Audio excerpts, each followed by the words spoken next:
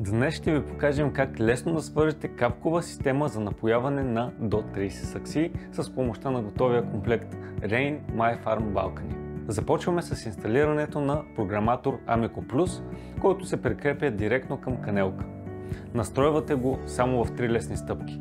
Задавате стартово време, продължителност и честота на поливане. И готово! Автоматизацията е в действие. Следващата стъпка е монтирането на регулатора за налягане. Той намалява водното налягане, за да защити системата. Прикрепете го към програматора, а към него завийте адаптор с оребрен накрайник за свързване на основната тръба.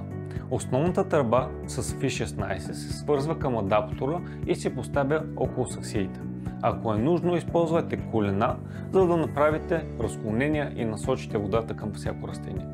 В комплекта има 30 водовземки, които се прикрепят към тръбата, пробиват отвори и позволяват свързването на микротръбите с FI4. В комплекта имате 15 метра микротръби, които може да отрежете в нужната дължина. Към тях сложете колчета, които ще насочат водата към растенията.